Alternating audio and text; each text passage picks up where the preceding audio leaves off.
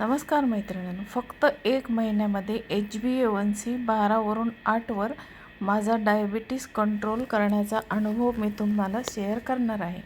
तर नमस्कार मैत्रिणींनो, आजच्या धक्काधक्कीच्या जीवनशैलीमुळे डायबिटीस हा आजार खूप वेगाने वाढताना दिसत आहे. आता अनेकांना औषधे, इन्शुलिन, व्यायाम करूनही अपेक्षित परिणाम मिळत नाहीत. त्यामुळे निराशा येते. पण योग्य आहार पद्धती, वेळेवर खाणे आणि काही साधे बदल केल्यास मोठा फरक पडू शकतो. मी स्वतः हा अनुभव घेतलेला आहे. माझं HbA1c खूप जास्त होतं, पण एका महिन्यात मी तो लक्षणीयरित्या कमी करू शकले. म्हणूनच हा माझा अनुभव तुमच्यासोबत मी शेअर करायचे ठरवले, की जेणेकरून इतरांनाही याचा फायदा होईल. तर आता चला, तर मी काय बदल केले, तर हा अनुभव मी तुमच्याबरोबर आत्ता शेअर करत आहे. तर आता माझा अनुभव असा आहे की माझी HbA1c 12वरून 8पर्यंत 1 महिन्यामध्ये मी कशी कमी केली. आता माझा HbA1c आधी 12 होता. मी 3 प्रकारच्या गोळ्या आणि इन्शुलिन 2 वेळा घेत होते, पण तरीही फारसा फरक जाणवत नव्हता.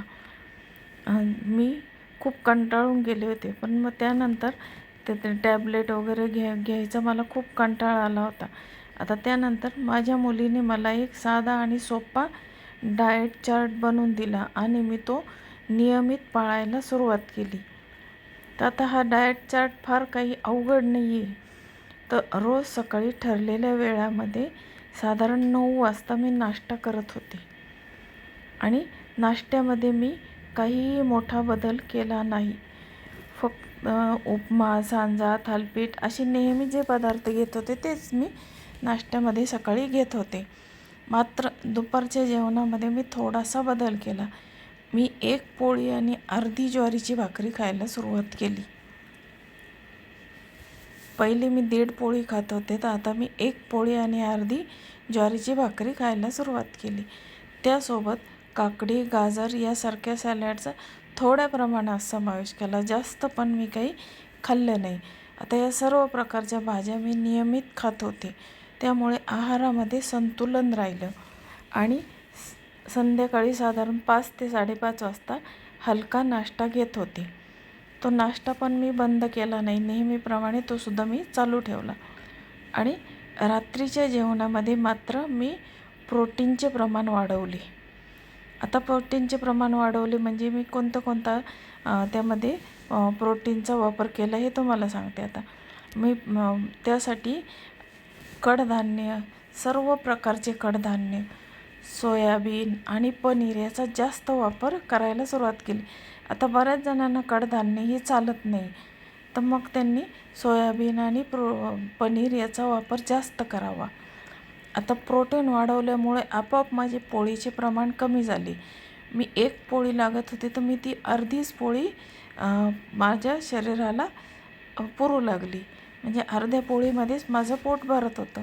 शक्य तितके चालण्याचा प्रयत्न केला. सकाळी आणि संध्याकाळी फक्त 1 किलोमीटर मी चालत होते, कारण मला गुडघ्यामुळे जास्त चालणे शक्य नव्हते. चहा घेत होते, पण साखर पूर्ण बंद केली होती आणि बिना साखरेचा चहा घेतला. गोड पदार्थ पूर्णपणे बंद केले, अजिबात गोड खाल्ले नाही.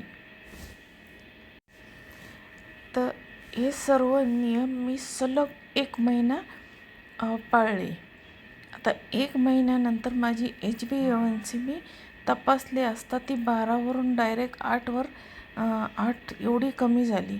त्यामुळे मला खूप आनंद झाला. आता मी माझा अनुभव शेअर केला याच्यातून काय निष्कर्ष निघाला बघा. या अनुभवातून मला असे जाणवले की आपल्याला मोठे बदल करण्याची काहीही गरज नसते. फक्त वेळेवर जेवण, थोडासा आहारातील बदल आणि शरीराला आपल्या प्रोटीनचे प्रमाण वाढवणे आणि गोड पूर्णपणे टाळणे, या साध्या गोष्टीमुळे डायबिटीस अगदी नियंत्रणात येऊ शकते. हा माझा वैयक्तिक अनुभव आहे. तर तुम्ही हे नक्की करू शकता. पण गरज आपल्याला डॉक्टरांचा सल्ला नक्की घ्या. या गोष्टी करण्यापूर्वी डॉक्टरांचा सल्ला तुम्ही नक्की घ्यायला पाहिजे. कारण आपल्याला प्रोटीनचं जर प्रमाण आपल्या शरीरानुसार घेतलं तर आपल्याला बिलकुलही शरीराला आपल्याला नाही तर आपलं प्रोटीन जर कमी असेल तर आपल्याला सारखी भूक लागत राहते आणि आपलं शरीर अन्न जास्त घ्यायला सुरुवात करते आणि जास्त आपण जर अन्नाचा इंटेक वाढवला तर आपली शुगरसुद्धा हाय होते. त्यामुळे प्रोटीनचं प्रमाण तुम्ही वाढवा आणि कोणत्याही प्रकारचं तुम्हाला जास्त डाएट करायची गरज नाही. फक्त प्रोटीन हे तुम्ही वाढवणे गरजेचं आहे डायबिटीजच्या पेशंटसाठी. तर बघा मैत्रिणींनो, तुम्हाला माझा हा अनुभव कसा वाटला, आवडला तर माझ्या चॅनलला लाईक, शेअर, सबस्क्राईब जरूर करा. आणि ज्यांना डायबिटीस आहे त्यांनी हे नक्की फॉलो करून बघा आणि मला कमेंटमध्ये सांगा. धन्यवाद.